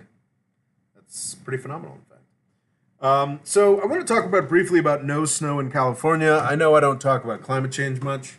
But this is, I mean, it is just fucking unreal in New York right now. Like, it is, I'm sitting here in a t-shirt and shorts. I am a bit of a stereotype, the white guy in shorts in Harlem. But, it's sunny and gorgeous. I'm going to go for a bike ride in a light sweatshirt later.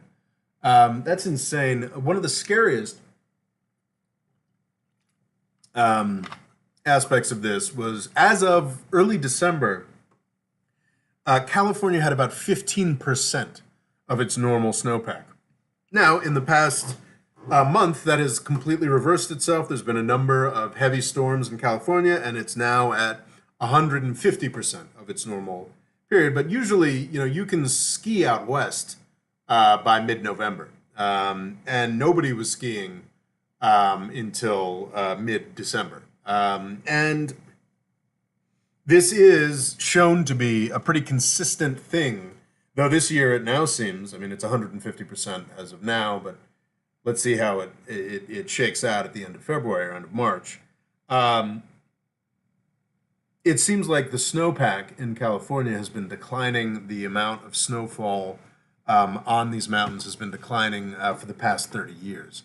And as that declines, of course, the West begins to run out of water. And that has a tremendously important impact. Um, I did want to mention just briefly, Boulder, Colorado had a wildfire in late December.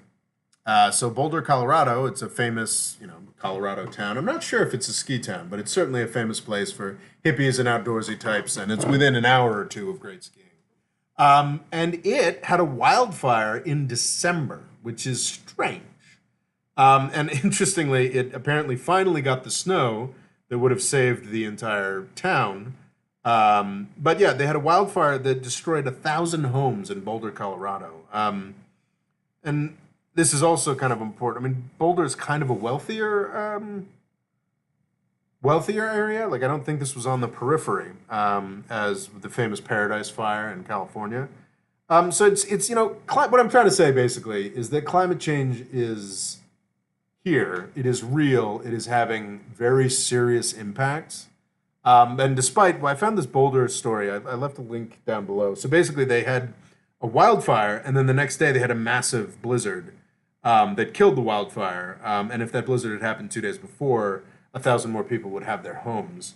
But they'd had almost no snow up until that point, which is why they had a wildfire in December, which is just crazy.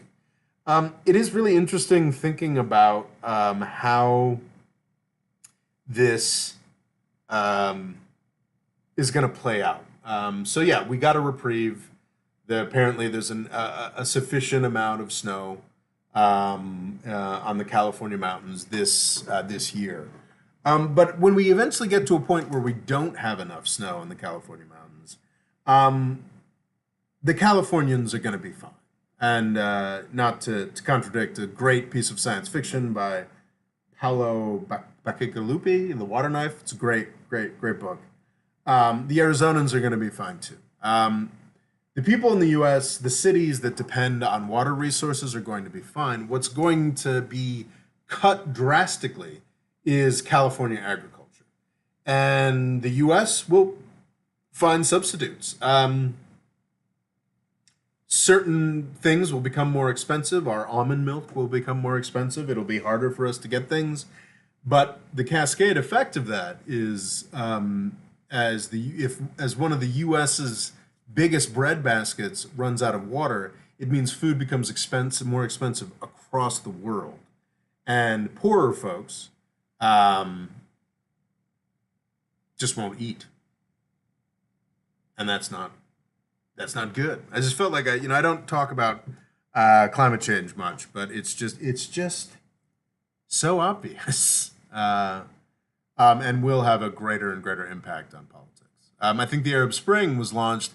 I think this seems a little too pat, but I think you can make an argument that ethanol subsidies that basically incentivized a bunch of corn farmers in Iowa to turn their corn into gas instead of food might have had a lot to do with the launch of the Arab Spring because it jacked up corn prices. I don't know. That sounds a little too pat, but it's quite debatable. Richard Irma says the kind of growth that you get during the invention of the wheel. Yeah. Speaking about what happened in Libya. And Fadel pointing out that the Libyan economy had effectively been turned off since 2014. I guess we've got to do a bit of a speed run. We've only got 20 minutes left here. Chile, Boric, I believe is how you pronounce it. The left-wing candidate won in Chile. This is interesting. I mean, Chile was already turning left. Tremendous interest in ditching its very business-friendly constitution imposed by a dictator. That was already a process that was ongoing, but there was some question of whether Boric, the left-wing guy, would have been, I think both were new. There was Kast was the right-wing guy, and Boric was the left-wing guy.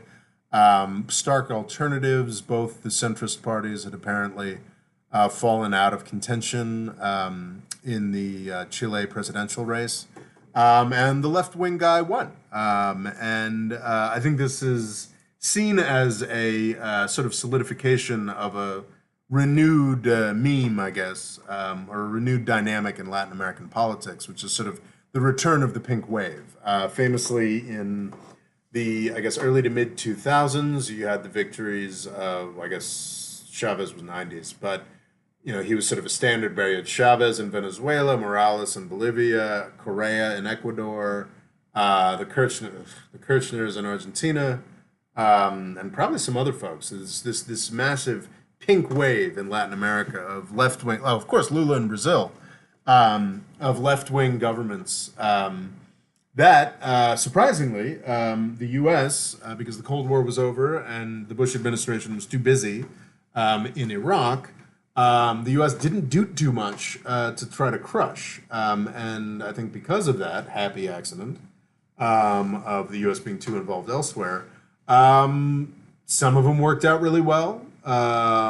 Bolivia, for example, some of them worked out horrifically. Venezuela, some of them just proved to be politicians that were successful or unsuccessful. And politics went on, and it was just fine. We now appear to have a renewed pink wave. I think it's, you've got Boric in,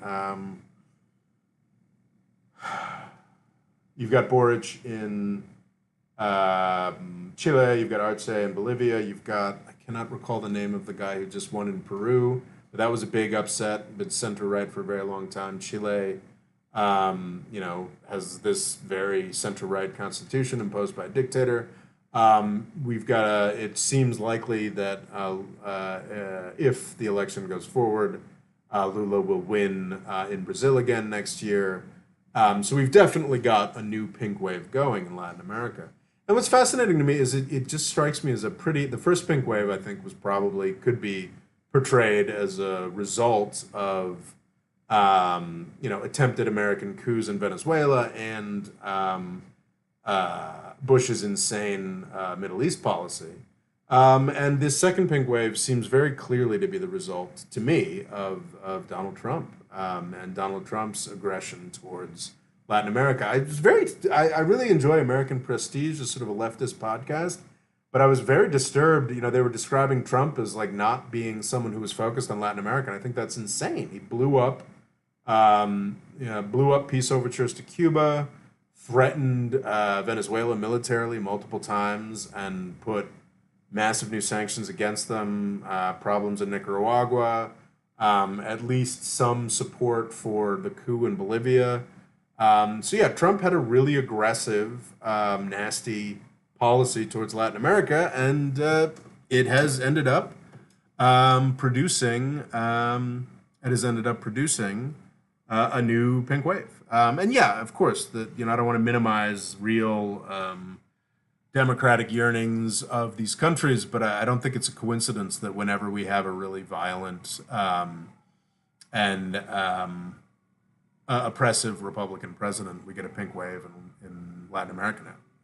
That doesn't strike me. It's happened twice. It doesn't strike me as a coincidence.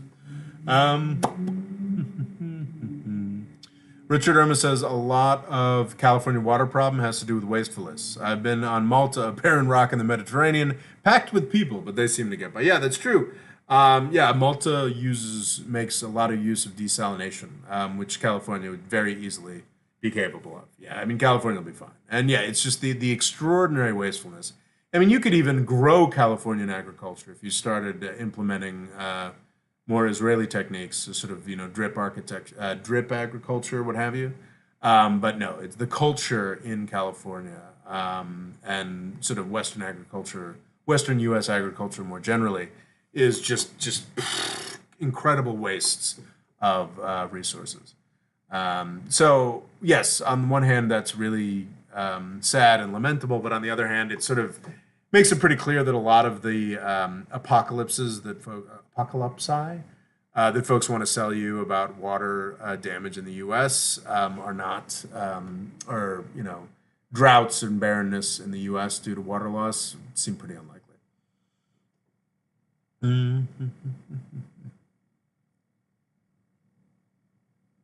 Logan says that's an exaggeration. How much of California's agriculture is exported internationally? A lot of California's agriculture. I think more Midwest agriculture is huge export. I mean, the United States is one of the world's biggest food exporters.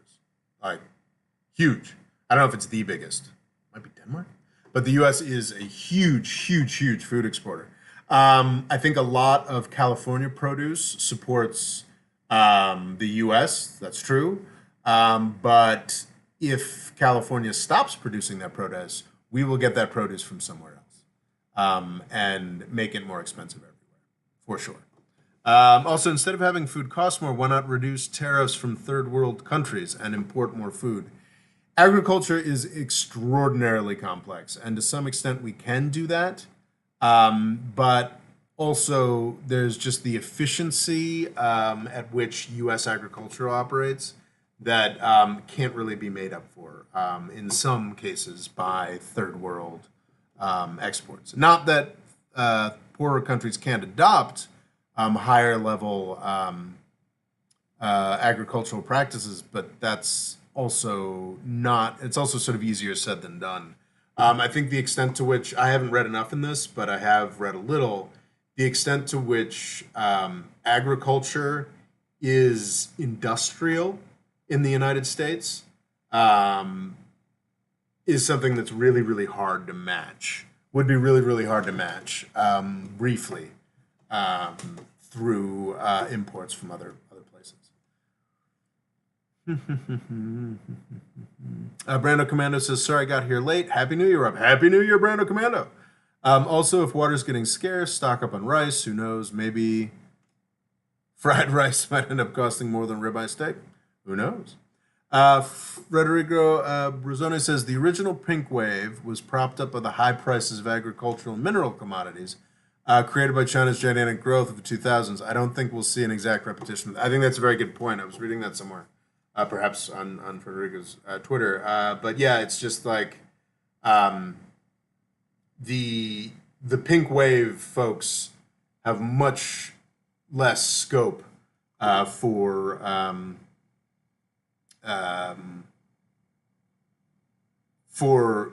inventiveness on the governing level in the current environment. I mean, you can make arguments that Bolivia might be able to sell a lot of lithium because of electric cars in ways that are helpful to them. And I'm delighted for Bolivia to catch a break, not a country that has traditionally in its history. But yeah, by and large, like Brazil is not going to be able to, Lula's first terms in power, he's really propped up by resource values, developing oil and gas, other things that Brazil had, just China's demand for resources. He's not going to have that same gift if he comes back to power next year or this year. Jesus. Yeah. So yeah, I think that's a really key point. And I think but I think a lot of these politicians are conscious of it. I think was it Scott was pointing out in the Discord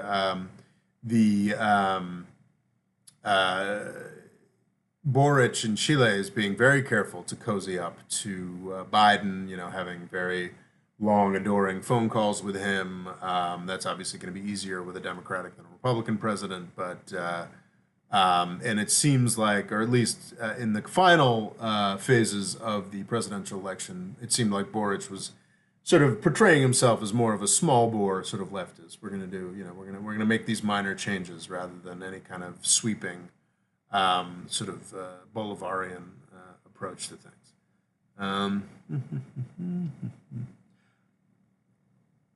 Richard Irma says Latin America would be a perfect environment for some EU-like entity. My understanding is they've tried. Oh yeah, and Federico Bruzzone answers the question. Richard Irma, that'd be our Mercosul in Portuguese, for South America at least. Sad to say, it currently seems to be falling apart. Yeah, this sort of maybe Federico can back me up or dispute this, but I think that just the failure to work together is sort of a theme of South American history for 200 years. Not because of any failings of the societies or peoples, but simply just geography and the amount of economic development has just simply not acted in the amounts and kinds of economic development and geography have just not allowed for the kind of unity that would allow South America to be a more powerful and happier place. But yeah. Uncle Extreme, Richard Irma said EU entity would easily be turned into a U.S. puppet for U.S. neoliberal interests, kind of like the actual EU, if you think about it. Jesus. Well, yeah. I'm not going to test that one right now. I'm getting tired. Richard Irma thought that a bunch of countries that speak similar language, insulated geographically from the rest of the world, might do that. Yeah, makes sense. They still would have more independence together than now separately. I think that's very true. I think that the European Union hasn't really appeared to exert much, hasn't looked super independent over the past decade. But I think it is important to appreciate just like the euro. And this is something I haven't appreciated as much in the past. I've been reading a book recently that's just pointing out that like how at the mercy of the Federal Reserve and U.S. currency gyrations European countries were before the euro. They still are. They still are. But at least in practice, in theory, with the euro, they're a little more independent from the dollar than they used to be. Something I don't fully understand. I don't understand currency, but it is interesting going through this history that I've been reading recently of sort of, I think it's Empire of Democracy, I think it's called. It's sort of a somewhat leftist history of the past 50 years. It's really fascinating. Because I'm trying, if I'm ever going to write this American Empire book, I have to be able to say something somewhat intelligent about the nature of the U.S. dollar and U.S. dollar power. So, yeah. Okay, Mercosur. Let's see. So Turkey still pulling it off. I think I did a live chat about 2 weeks ago about Turkey and its currency gyrations. The Erdogan's somewhat insane or just completely unprecedented. Oh, hey, buy lira and I'll pay the difference if it goes down against the dollar thing seems to have worked. The Turkish lira seems to be stable at about 13, about 13 to the dollar, which is an improvement from 18. I don't know. It seems crazy. Don't know if it's going to continue to work. But yeah, just Erdogan is obviously someone I want gone, but it's just extraordinary watching the guy work. Just like it's like he's like yeah, I think I was saying he's like a medieval. He's more like a medieval European actor than he is like a modern head of state. It's just like he could end up founding a new empire, or he could end up with his brains bashed out outside of Rotterdam. Like it's just like the guy's a risk taker, that's for sure. Anyway, this is a really simple point that I feel like I haven't made before. So you realize that when people talk about Biden's Build Back Better, they always talk about how it's a $2 trillion or a $3 trillion plan, but it's not. And this is distinct from, I believe, the American Recovery Plan, the Biden stimulus, and the Trump stimulus, which really were like $2 trillion right now, or $1 trillion right now. The Build Back Better plan is always billed as 2 trillion or 3.5 trillion, but it's over 10 years. So it's a program that's only for about it's a lot of money for 200 billion a year or 350 billion a year.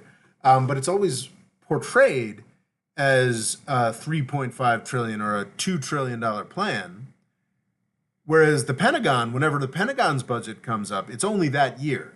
So if you did the math on the Pentagon budget the way that we do for Biden's domestic spending infrastructure, it would be a 7.5 trillion plan because we put about $750 billion in the Pentagon completely pointlessly, mostly pointlessly, every year.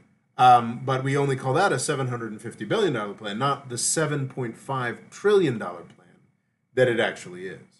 And that pisses me off, if I haven't mentioned that before. Yemen, forgotten again. It is getting really, it's really disturbing. I think my next big project is to finally finish this big Yemen video I've been working on for a while. Yemen, it's just not, nobody's paying attention to it. And Saudi Arabia apparently has been, in response to getting very close to losing Marib, has just been mercilessly bombing Sana'a, the capital of Yemen. And nobody cares like anymore. It was useful to some people in Washington D.C. to beat Trump with it, and now everybody just apparently believes Biden's bullshit about how it's all fine or whatever. We're really working really hard with the Saudis to end this, and that's a goddamn shame. I guess we're sort of running out of time. I did want to mention just sort of Mikhail Saakashvili. You guys may not be familiar with. He was the Georgian president who, debatably, started the war with Russia. I don't want to get into that can of worms. But he's the guy who was in charge when Russia invaded Georgia, sort of smacked him down. I think he remained the Georgian president for a little while, and then sort of left there under some disgrace, went to Ukraine, became a serious Ukrainian politician, I guess on the strength of his anti-Russia credibility from being the Georgian, was it president or prime minister, and then had a tremendous falling out with the Ukrainians. Managed to become like a stateless person somehow. Returned to Georgia, was promptly arrested by the Georgian government, and I think has been in jail to this point. But he's just such an extraordinary figure. Puts me in mind of though with, I guess Tom Paine was a lot less powerful, but this guy Tom Paine who wrote became sort of a professional revolutionary and wrote Common Sense, which is this pamphlet that was very significant in convincing enough colonists to become Americans around the American Revolutionary War, and then went and became an important figure in the French Revolution and ended up in jail and almost executed by the French Revolution. And it is interesting. I was just struck by sort of vaguely reading about the travails of Mikhail Saakashvili, and it's just, history is still happening. As someone who's fairly, tends to lean towards Russia and Eastern Europe, I guess I would be, opposed to Saakashvili in some contexts, but it is just very sad to see a guy who I think bet a lot on U.S. support, and also appears to have, heavy dollops of corruption and poor choices on his own account. It is very sad to see someone who's sort of relied on us and had just such a insanely developed, such a exciting and interesting career. Now to be wasting away in a Georgian prison. That sounds quite sad. Yeah, I think Fadal pointed very well. His life sounds like an Adam McKay film. I think that's Adam McKay, most famously did the Don't Look Up film on Netflix, which I would recommend to everybody. I really enjoyed Don't Look Up on Netflix. That was fun. Yeah, so yeah, I think that's everything on my list. Let's go through these last comments. Richard Irma says, tough that thought that. If the EU would expand enough, it might grow out of U.S. puppet status, but it can't overextend so much that it is no longer cohesive. I agree entirely. I think it acts as much as I share Turkey's anger that,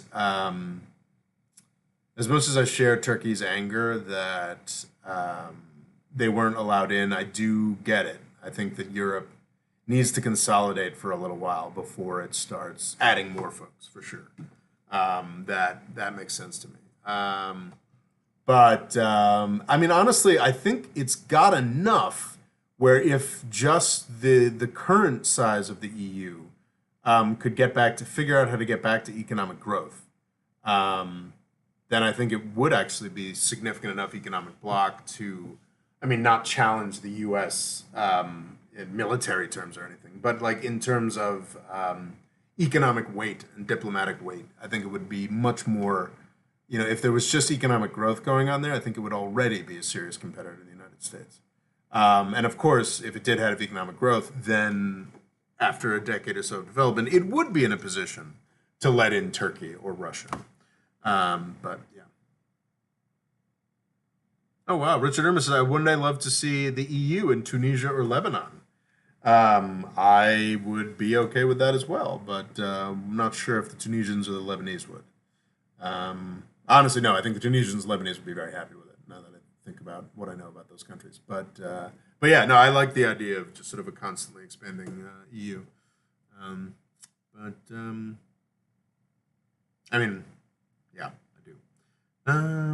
France and Egypt are working together to contain Turkey, going as far as planning to co-develop weapons systems and talking about doing trade deals. Um, I mean, I thought Egypt and Turkey were sort of getting closer together. That was the impression I had. I don't know if that's fair.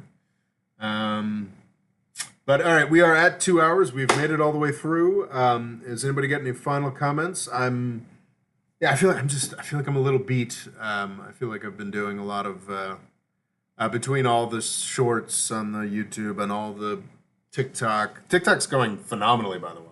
By the way, I picked up like 2,000 subscribers over there this month. Feels like 2018. Unfortunately, it's you should never rely on TikTok doesn't strike me as particularly reliable.